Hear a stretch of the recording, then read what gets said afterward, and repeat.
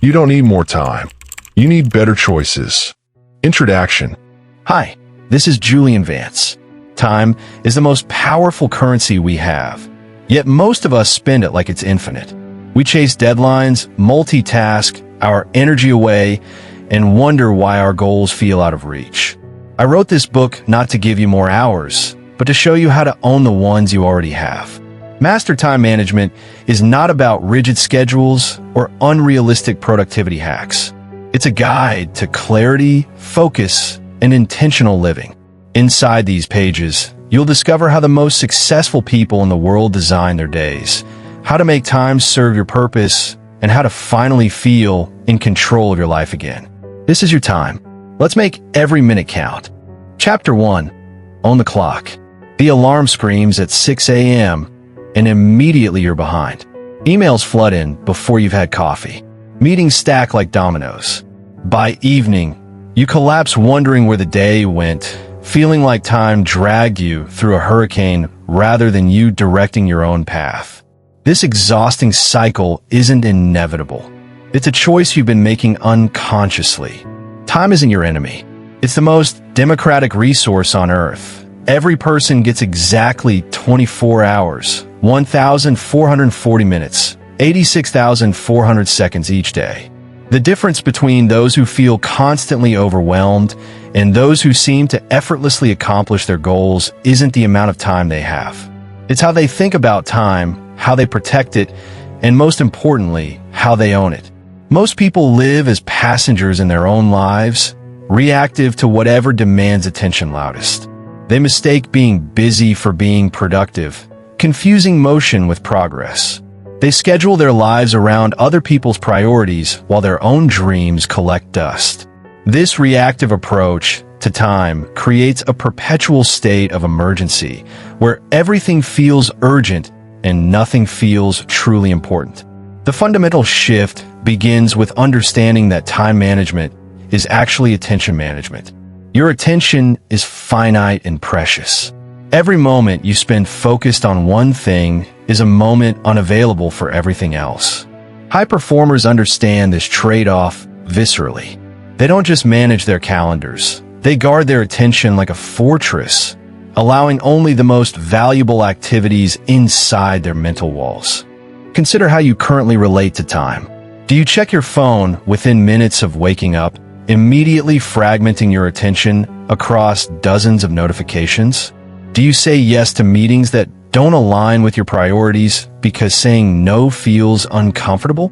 Do you find yourself scrolling social media for just 5 minutes, only to emerge an hour later feeling empty and behind? These aren't character flaws. They're symptoms of not owning your relationship with time.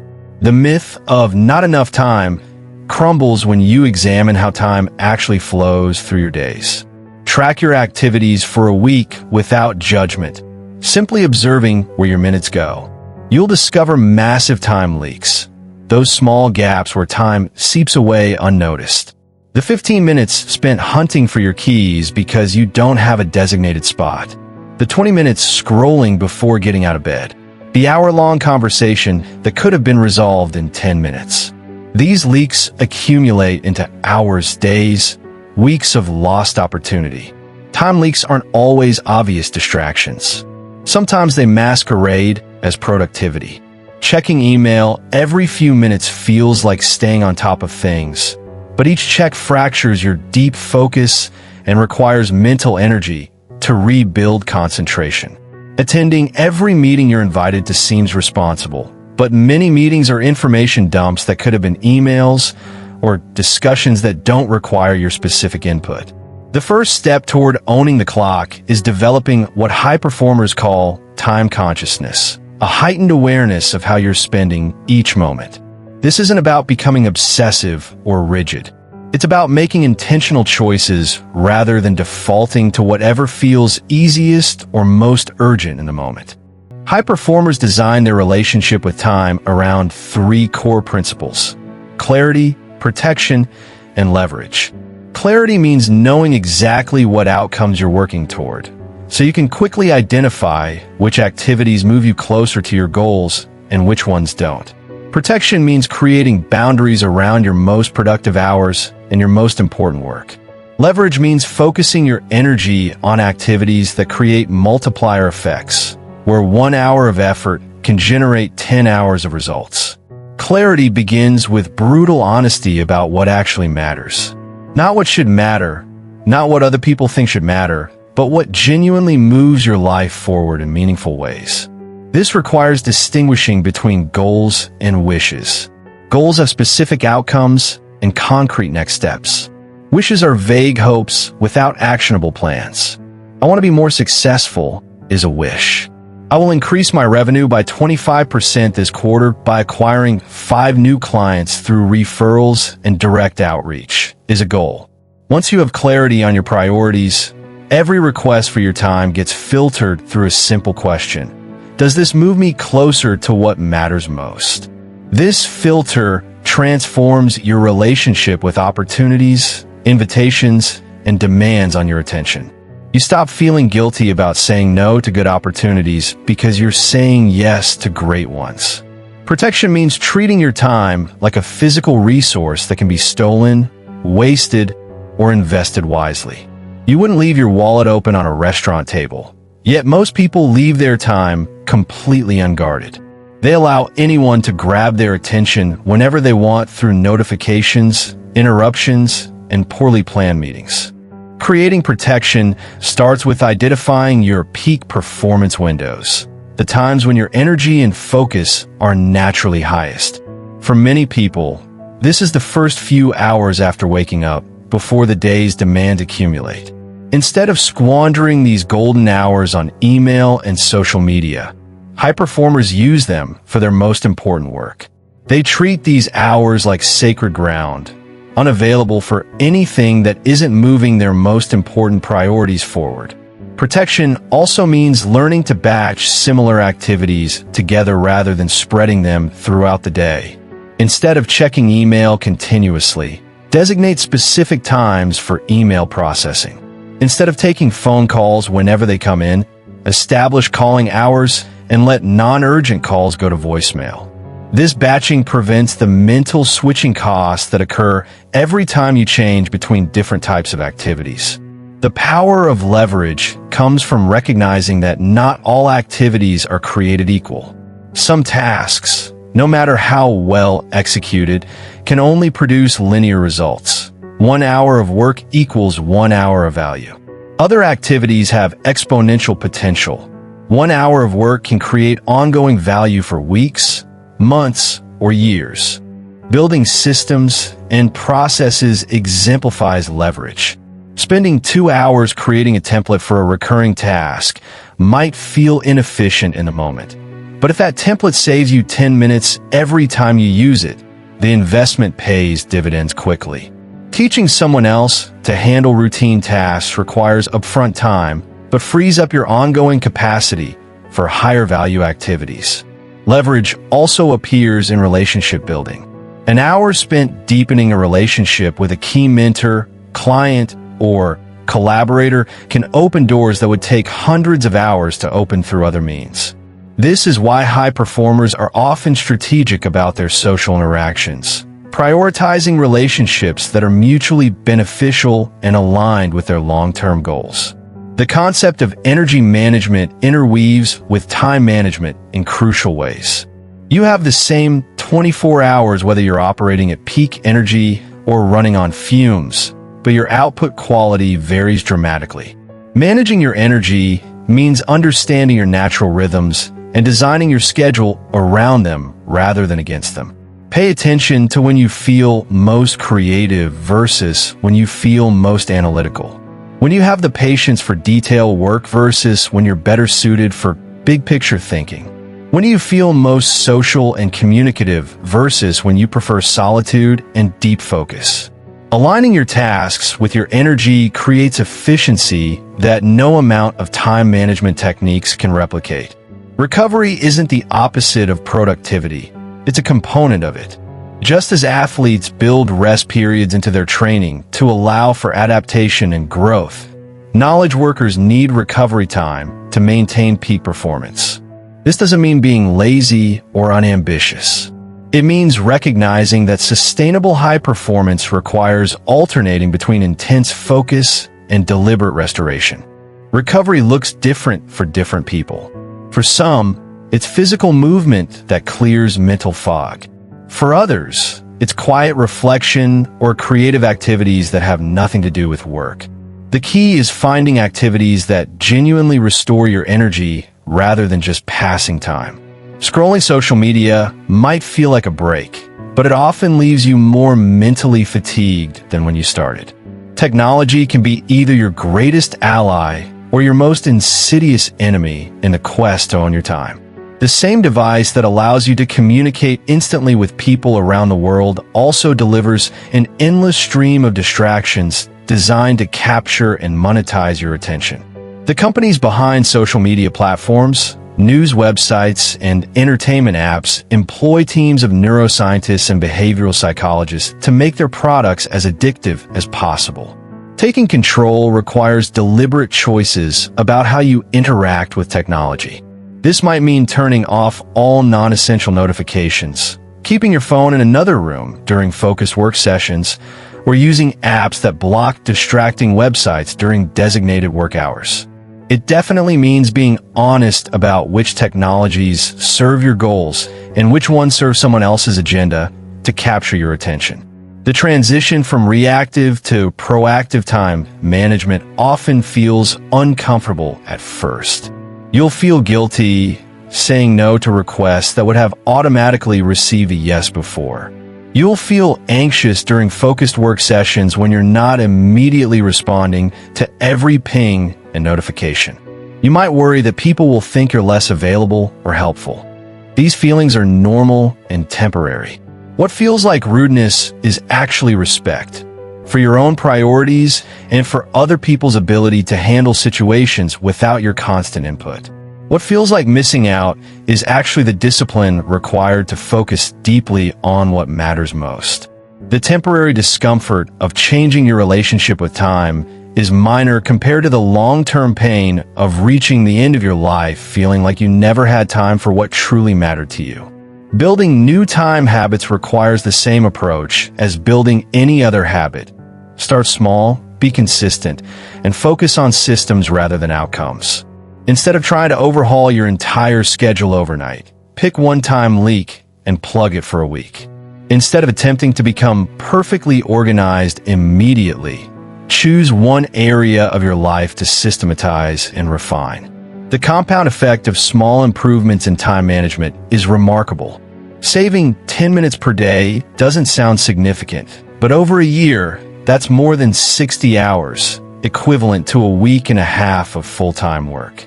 Eliminating one unnecessary meeting per week creates 50+ hours annually for activities that actually move your priorities forward. Accountability accelerates progress in time management as much as in any other area of development. Share your time-related goals with someone who will ask you about them regularly. Better yet, find someone working on similar challenges and check in with each other weekly about what's working, what isn't, and what adjustments you're making. The ultimate goal isn't to become a time management robot, scheduling every minute and optimizing every moment. It's to create enough space and focus for the work and relationships and experiences that make your life meaningful. It's to feel like the author of your own story rather than a character being pushed around by external forces. When you truly own your relationship with time, several things shift. You stop feeling guilty about not being busy every moment because you know your focused efforts are creating disproportionate value. You stop feeling overwhelmed by your to-do list because you've learned to distinguish between what's actually important and what just feels urgent. You start saying yes to opportunities that genuinely excite you and no to obligations that drain your energy without providing corresponding value. Most importantly, you begin to experience time as abundant rather than scarce. This isn't because you suddenly have more hours in the day, but because you're using your hours intentionally rather than letting them slip away unconsciously. You feel in control of your days rather than controlled by them. The clock will keep ticking at the same rate regardless of how you choose to relate to it. The question is whether you'll spend your time or invest it whether you'll react to it or direct it, whether you'll be owned by it or own it. The choice, like time itself, is entirely yours. Controls the. Chapter 2. The Power of Priorities. The Myth of the Busy Badge. We live in a culture that glorifies busyness. Walk into any office, scroll through social media, or listen to casual conversations, and you'll hear the same refrain. I'm so busy. It's become a badge of honor, a way to signal importance and productivity. But here's the uncomfortable truth that most people refuse to acknowledge. Being busy is not the same as being effective. In fact, constant busyness is often the enemy of real achievement. The most successful people in history weren't the busiest, they were the most focused. Steve Jobs famously said that innovation is saying no to 1,000 things. Warren Buffett attributes much of his success to his ability to say no to good opportunities so he could say yes to great ones. These individuals understood something that eludes most of us. Success doesn't come from doing more. It comes from doing the right things with unwavering focus. This chapter will challenge everything you believe about productivity and achievement. We're going to dismantle the myth that a packed schedule equals progress and replace it with a system that actually works. A system built on the foundation of clear priorities, strategic focus, and the courage to eliminate everything that doesn't serve your ultimate goals. The psychology of scattered attention. Before we can master priorities, we need to understand why we struggle with them in the first place. The human brain is wired for survival, not for success in the modern world. Our ancestors needed to pay attention to multiple threats and opportunities simultaneously. The rustle in the bushes could be a predator, while the distant smoke might signal fire or food. This evolutionary programming served us well for thousands of years, but it's now sabotaging our ability to focus on what truly matters. In today's world, this ancient wiring manifests as what psychologists call attention residue. When you switch from one task to another, part of your attention remains stuck on the previous task. It's like trying to listen to a conversation while a radio plays in the background. You're never fully present for either. Research by Dr. Sophie Leroy at the University of Washington shows that this mental fragmentation can reduce cognitive performance by up to 40%. The modern environment amplifies this problem exponentially. We're bombarded with notifications, emails, social media updates, and endless streams of information that trigger our brain's ancient alert systems. Each ping, buzz, or flash of light tells our primitive brain that something important is happening, something that might require our immediate attention. The result is a state of constant partial attention. We're always doing multiple things, but never doing any of them well. This scattered state doesn't just affect our work, it rewires our brains. Neuroscience research shows that chronic multitasking actually changes brain structure, reducing gray matter in areas responsible for emotional regulation and cognitive control. We're literally training ourselves to be less capable of sustained focus and deep thinking. The very skills we need most in a knowledge economy. The ability to think deeply, create original solutions, and maintain sustained attention are being systematically eroded by our scattered approach to daily life. The paradox of choice in modern life. Adding to our attention challenges is what psychologist Barry Schwartz calls the paradox of choice. Unlike our ancestors, who had limited options for how to spend their time and energy, we face an overwhelming array of possibilities every single day. What career should we pursue? Which skills should we develop? How should we spend our evenings? Which opportunities should we accept? The abundance of choices, while superficially liberating, creates a paralyzing burden. This abundance doesn't make us happier or more successful. It makes us anxious and indecisive. When everything seems possible, nothing feels essential. We end up spreading ourselves thin across numerous activities and goals, making marginal progress on many fronts but breakthrough progress on none. It's like trying to dig multiple shallow holes instead of one deep well. You'll get dirty, you'll get tired, but you'll never strike water. The most successful individuals and organizations understand this paradox and respond by deliberately constraining their choices. They don't try to do everything well.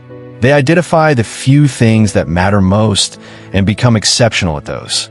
This principle applies whether you're building a career, developing skills, managing relationships, or pursuing personal growth. The key is learning to see constraints not as limitations, but as the very foundation of excellence. Understanding true priorities versus false urgency. Most people confuse priorities with urgent tasks, but these are fundamentally different concepts. Urgent tasks scream for attention. They have deadlines, they generate stress, they create immediate consequences if ignored. Important tasks, on the other hand, often whisper. They're the activities that build toward your long-term goals, strengthen your relationships, improve your health, or develop your capabilities.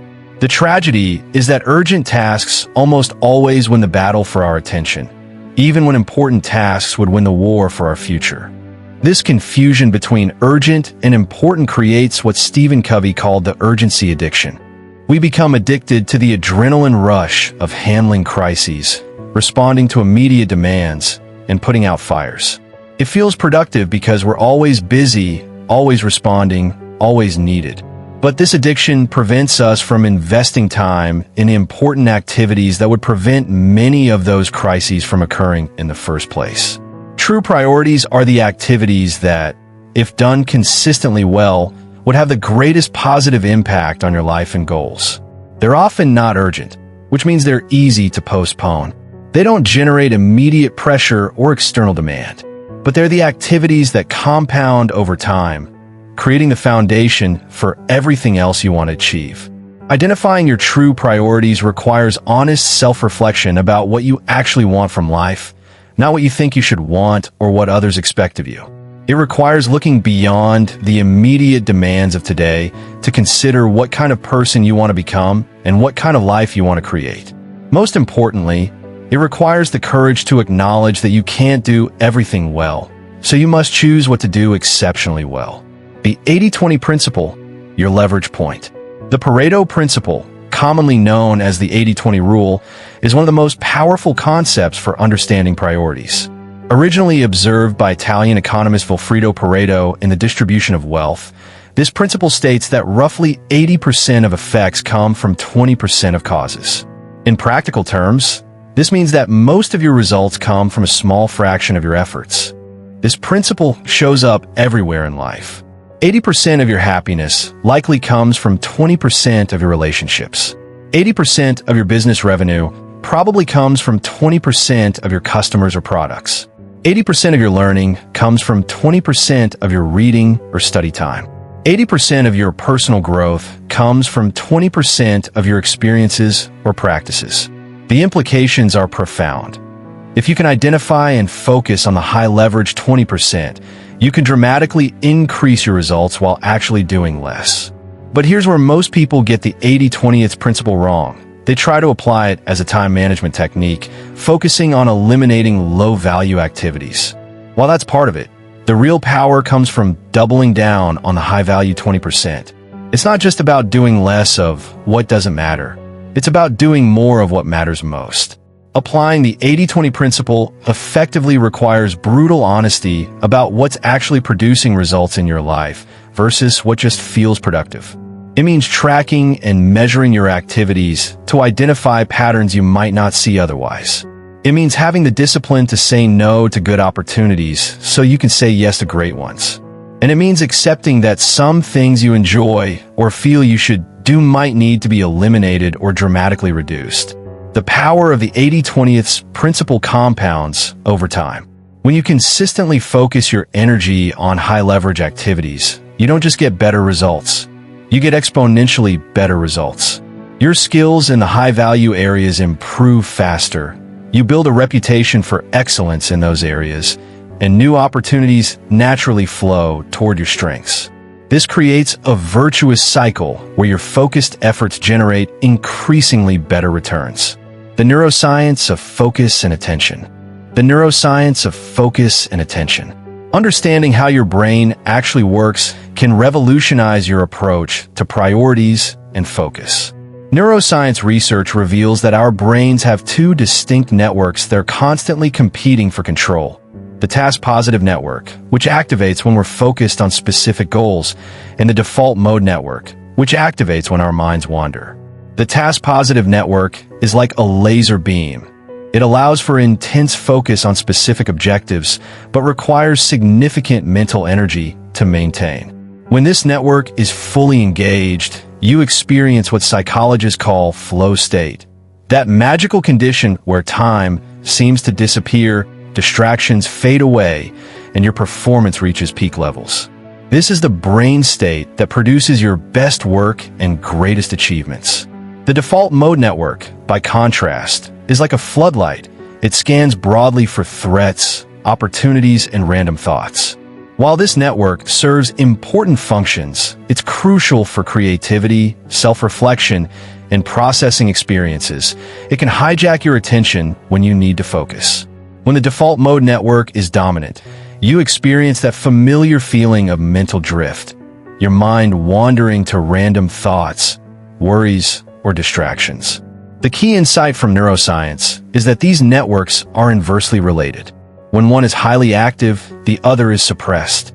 This means that achieving deep focus isn't just about trying to concentrate harder. It's about creating conditions that naturally suppress the default mode network while strengthening the task-positive network. Research shows that certain practices can train your brain to maintain focus for longer periods and switch more effectively between focused attention and creative insight. Meditation, particularly focused attention practices, literally rewires the brain to strengthen areas associated with sustained attention and emotional regulation. Regular exercise increases production of brain-derived neurotrophic factor, BDNF, which promotes the growth of new neural connections and improves cognitive flexibility. Creating your priority framework. Developing a personal priority framework is like creating a navigation system for your life. Just as you wouldn't drive across the country without a map and clear destination, you shouldn't navigate your days and years without a clear understanding of what matters most and why.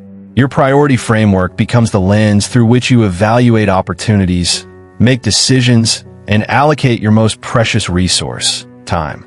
The first step in creating your framework is conducting what I call a life audit. This involves honest assessment of how you currently spend your time versus how you want to spend it, and what you're currently achieving versus what you want to achieve. Most people are shocked when they actually track their time for a week and discover how little of it goes toward their stated priorities. This gap between intention and action is where transformation begins. Your priority framework should start with your core values, the fundamental principles that define who you are and what you stand for. These values serve as your North Star, providing consistent direction even when circumstances change. But values alone aren't enough. They need to be translated into specific, measurable goals that give you concrete targets to work toward. The most effective priority frameworks include multiple time horizons.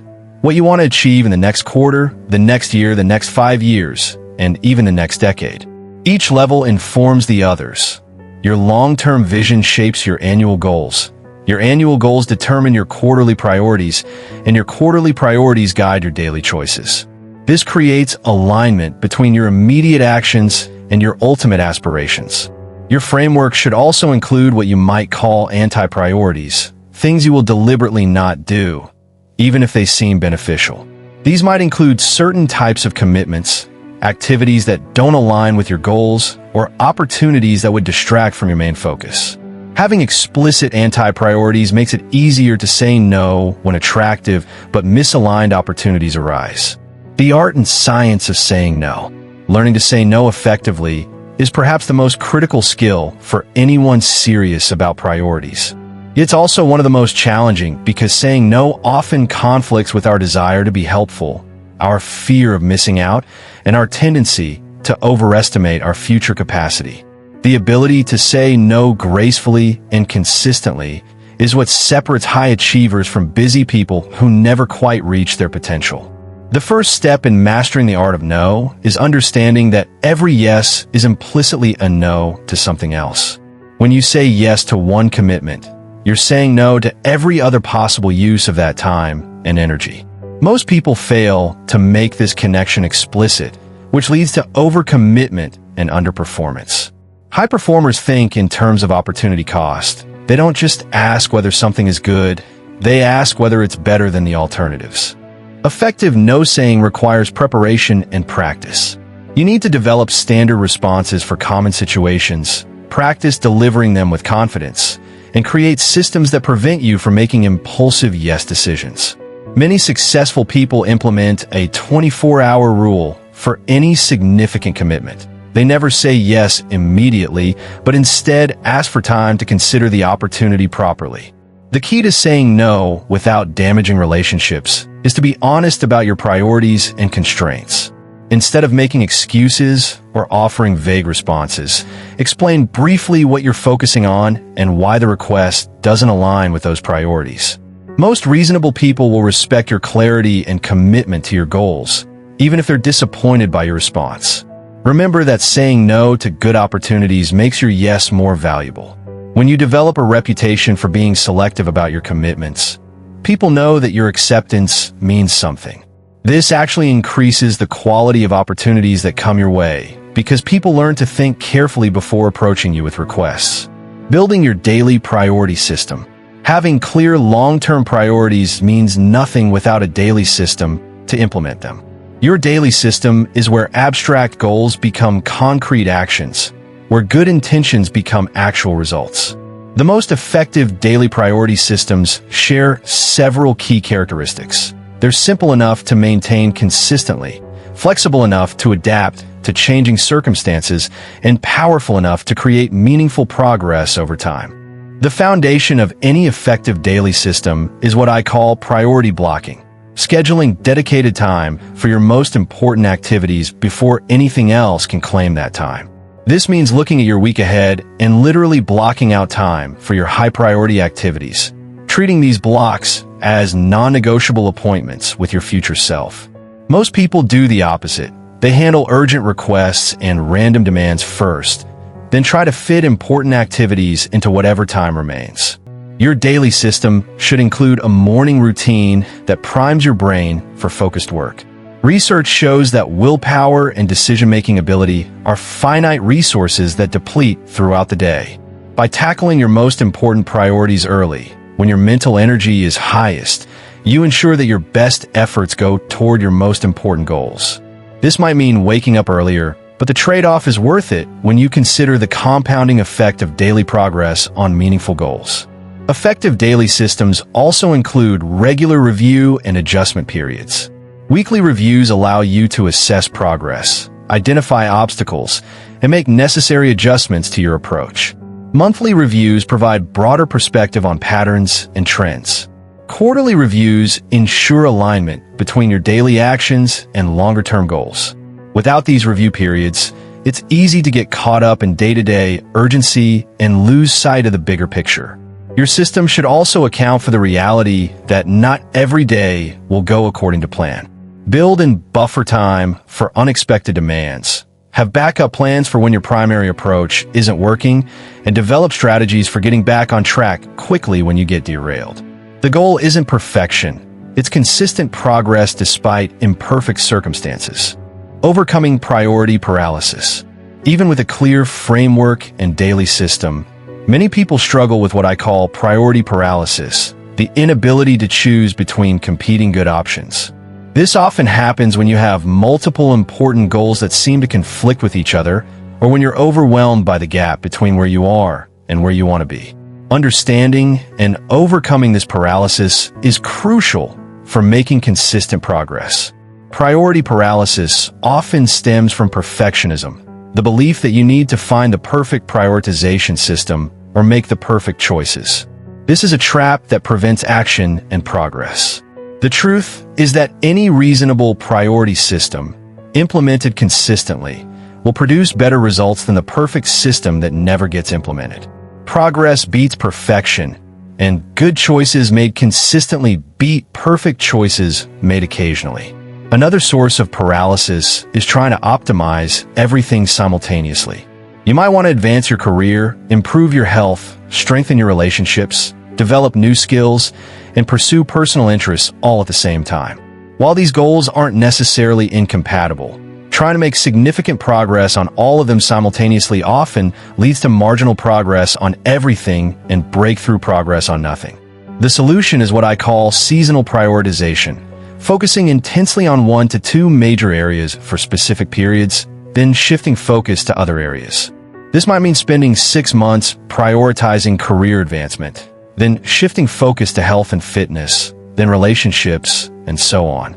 This approach allows you to make meaningful progress in each area without the exhaustion and scattered results that come from trying to do everything at once. The compound effect also applies to the skills and habits you develop through consistent prioritization. The discipline required to maintain clear priorities strengthens your overall self-control and decision-making ability. The confidence that comes from achieving meaningful goals in one area spills over into other areas of your life. The systems and processes you develop become templates you can apply to new challenges and opportunities. Perhaps most importantly, the compound effect of priorities creates what psychologists call cumulative advantage, small differences in focus and effort that compound into major differences in outcomes over time. This is why starting earlier matters so much, but it's also why starting now, regardless of your age or circumstances, can still produce dramatic results if you maintain consistency over time. Advanced priority strategies. Once you've mastered the fundamentals of priority setting, several advanced strategies can help you optimize your approach and achieve even better results. These strategies are based on cutting-edge research in psychology, neuroscience, and behavioral economics, and they're used by the highest performers across various fields. Energy management represents a crucial advancement beyond time management. Not all hours are created equal. Your mental, physical, and emotional energy fluctuates throughout the day, week, and year. Advanced practitioners learn to map their personal energy patterns and align their most demanding priorities with their highest energy periods. This might mean doing creative work in the morning when your mind is fresh, handling routine tasks during your afternoon energy dip, or scheduling important meetings when you're naturally most charismatic and persuasive. Another advanced strategy is priority stacking, designing your priorities so they reinforce and support each other rather than competing for resources. For example, if career advancement and physical fitness are both priorities, you might join a gym where successful people in your industry work out, turning exercise time into networking time. Or, if learning and relationship building are priorities, you might start a book club or mastermind group, combining personal development with community building. The concept of minimum effective dose from exercise science applies powerfully to priorities. For many goals, there's a minimum threshold of effort that produces maximum results, and additional effort beyond that threshold produces diminishing returns. Learning to identify and focus on the minimum effective dose for each priority allows you to achieve more with less effort and create capacity for additional priorities. Strategic procrastination is another counterintuitive but powerful strategy.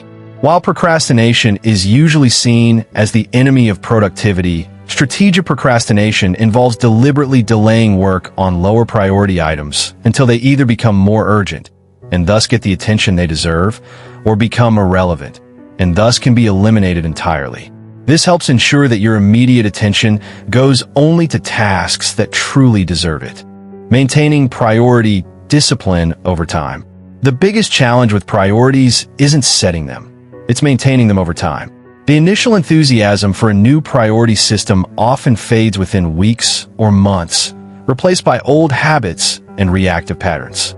Building long-term priority discipline requires understanding the psychological and environmental factors that support sustained behavior change.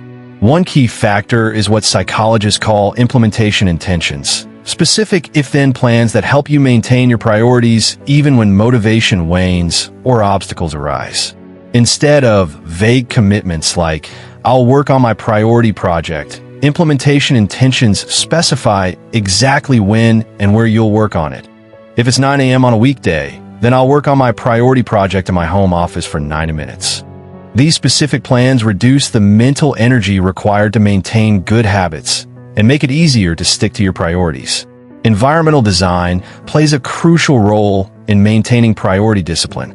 Your physical and digital environments should be structured to make priority-aligned actions easier and non-priority actions harder.